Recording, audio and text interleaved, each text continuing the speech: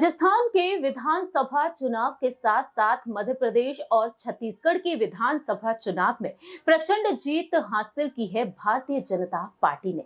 जहां एक तरफ बीजेपी ने इन तीनों ही राज्यों में बहुमत के साथ सरकार बनाई है, वहीं दूसरी ही तरफ तेलंगाना में बाजी मारती हुई नजर आई कांग्रेस पार्टी।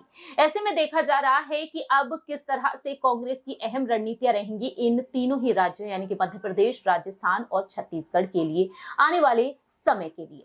ऐसे में देखा जाए तो अब यहाँ पर कयासों का दौर लगातार तेज है और कई दिग्गज नेताओं के भविष्य पर लगातार यहाँ पर सवाल यही बन रहे हैं कि आखिरकार उनका भविष्य अब क्या कुछ होगा।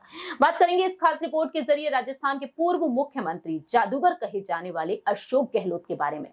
नमस्कार, मैं प्रांशी राठौर और आप देख रहे हैं नेक्स्ट 9 न्यूज।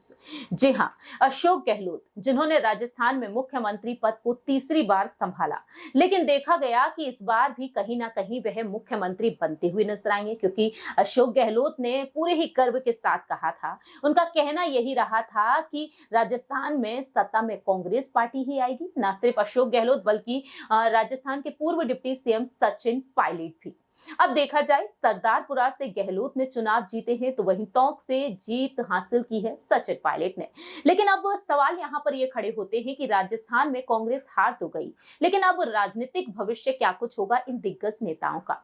जैसा कि हमने आपको एक रिपोर्ट के जरिए बताया ही कि नेता प्रतिपक्ष पद को लेकर अब कहीं ना कहीं अहम फैसला लिया जा सकता है, क्योंकि कांग्रेस ने आज एक मुख्य कार्यालय में अहम बैठक बुलाई विधायक दल की, और ऐसे में देखा जाए तो जल्द से जल्द नेता प्रतिपक्ष पद किसी ना किसी को सौंपा जा सकता है। तो अशोक गहलोत का नाम भी इस लिस्ट में शामिल है, तो वहीं सचिन पायलट का भी और प्रदेश अध्यक्ष गोविंद सिंह डोटासरा का भी। ऐसे में देखा जाए तो यहाँ पर अशोक गहलोत के भविष्य पर रुख किया जाए तो अशोक गहलोत का भविष्य क्या कुछ हो सकता है। आपको जानकारी दे दें कि 2024 के लोकसभा चुनाव को मद्देनजर रखते हुए अब अशोक गहलोत का राजनीतिक भविष्य भी तय हो सकता है।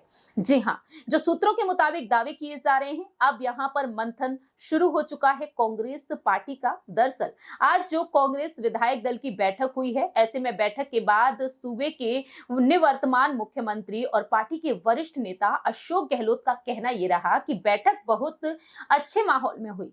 बैठक में प्रस्ताव पास हुआ है कि हाईकमान जिसको भी विधायक दल का नेता बनाएंगे वह उसे स्वीकार करेंगे। उनका कहना रहा था कि मुझे लग रहा था कि इस बार सरकार हमारी ही बनेगी, जनता की सेवा करता रहूंगा, कोई पद की बात नहीं है। अब सब लोकसभा चुनाव की तैयारी के लिए लग जाएंगे और उन्होंने अपील की कि बीजेपी ओपीएस लागू रखे, चिरंजीवी योजना जारी रखे।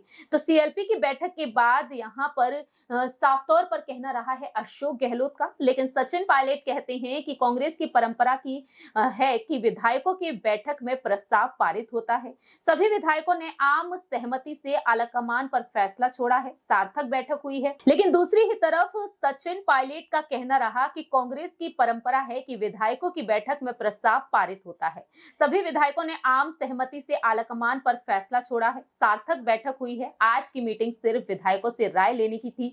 लोकसभा चुनाव के लिए हमें अभी से तैयारी करनी होगी, कुछ कमियां रह गई थी जिसके लिए आत्मचिंतन भी होगा। चुनाव में क्या कमी रह गई इस पर मंथन किया जाएगा। हमेशा से युवाओं को मौका दिए जाने की बात कहता रहा हूं।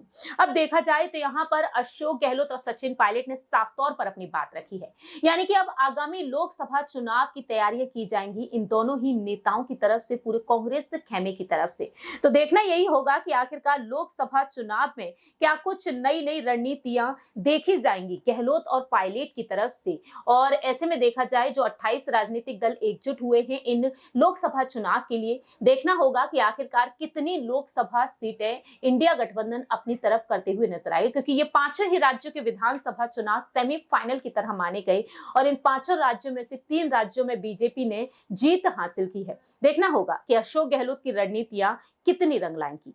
इस खास रिपोर्ट में इतना ही। बाकी की तमाम अपडेट्स के लिए देखते रहिए नेक्स्ट 9 न्यूज।